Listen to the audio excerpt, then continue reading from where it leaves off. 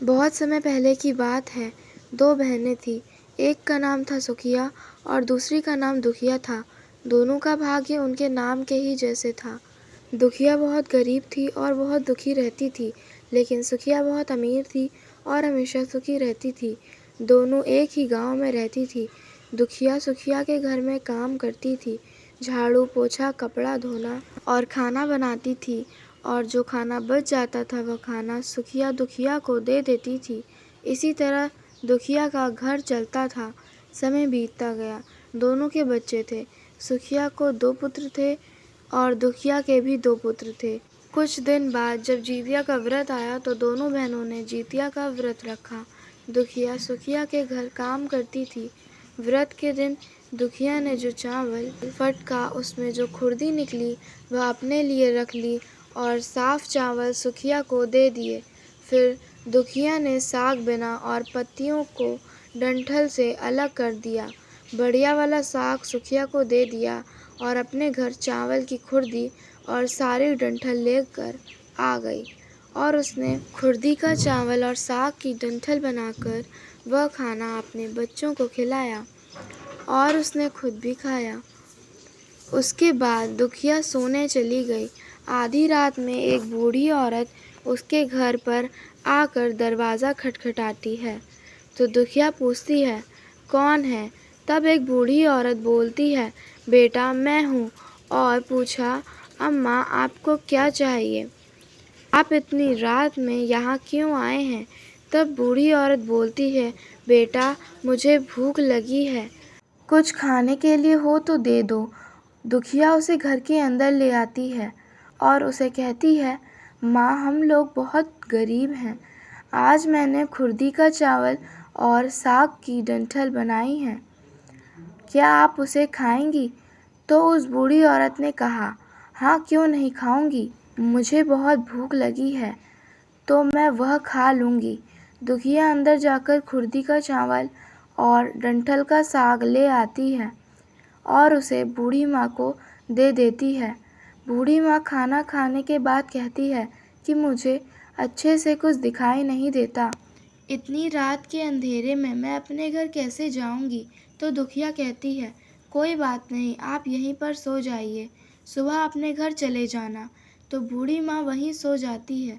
फिर थोड़ी देर बाद उठकर बूढ़ी माँ बोलती है, बेटा मुझे दीर्घ शंका लगी है, कहाँ करूँ?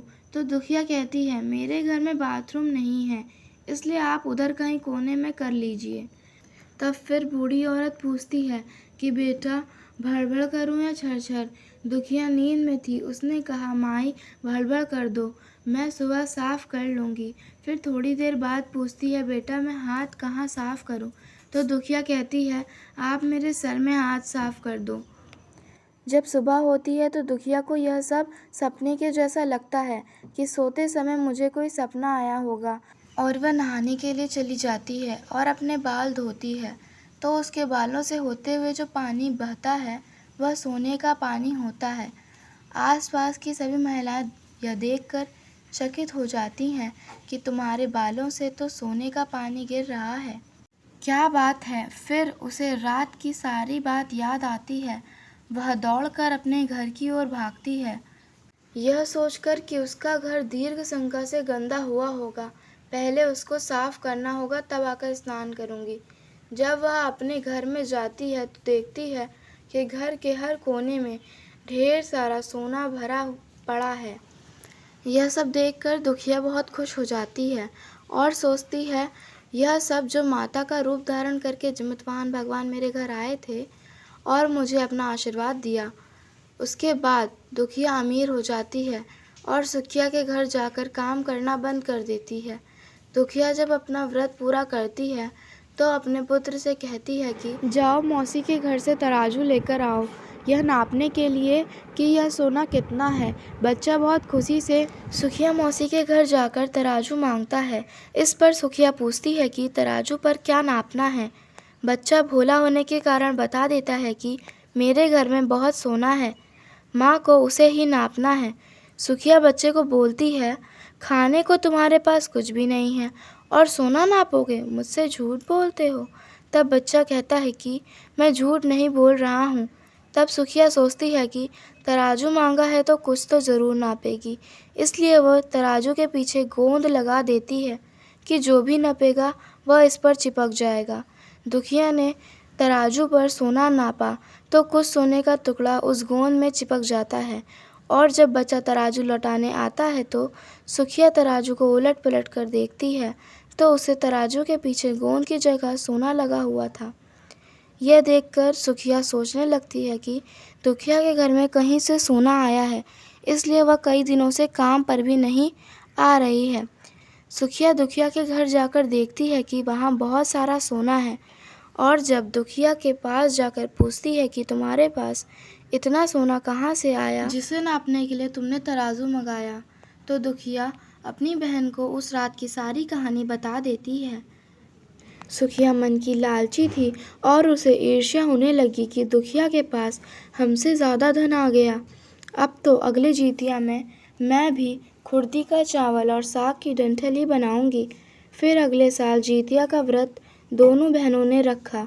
सुखिया के पास सब तरह का सुख और धन भी था, इसके बावजूद वह जितिया के दिन चावल फटक कर साफ चावल फेंक दिया और खुर्दी अपने पास रख लिया, और वैसा ही साग तोड़कर फेंक दिया और डंठल अपने पास रखी और वही बना दिया। पूजा पाठ और खा पीकर सुखिया सोने चली गई।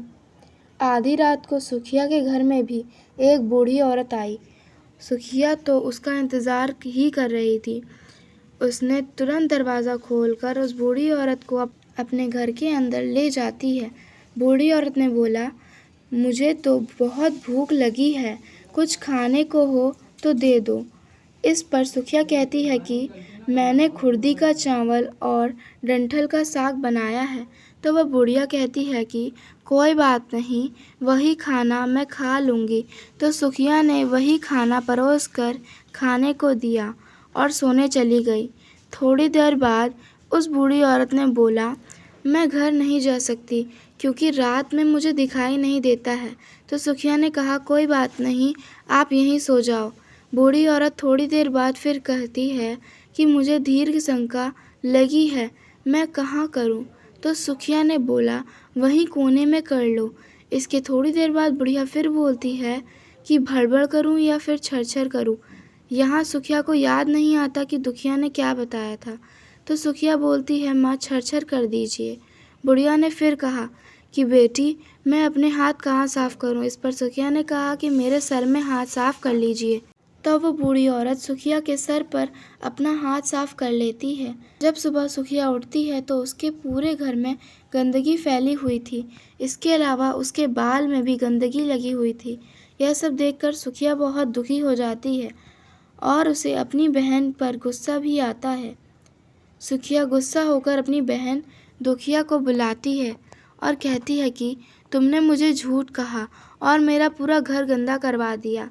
इस पर दुखिया, तुमने क्या कहा था, भड़बड़ या छरछर? तो सुखिया ने बताया कि उसने छरछर बोला था। यह सुनकर दुखिया बोली, तुमने यहीं पर गलती कर दिया। तुम्हारे पास तो सब कुछ था, किसी भी चीज़ की कमी नहीं थी, फिर भी तुमने लालच किया। तुम्हारे घर स्वयं जीतमन बाबा भेष बदल कर आए, किंतु फिर भी तुमने उन्हें अच्छा खाना नहीं परोसा। मेरे पास तो कुछ भी नहीं था, इसलिए मैंने उन्हें खुर्दी का चावल और साग का डंठल खाने में परोसा था, लेकिन तुमने अपने घर आए भगवान का अपमान किया। सब कुछ होने के बावजूद तुमने उनको साग और भात खिलाया। तुमको लालच नहीं करना चाहिए था, इसलिए तुम्हारे साथ बुरा हुआ। बोलो जिमत वाहन भगवान की जय।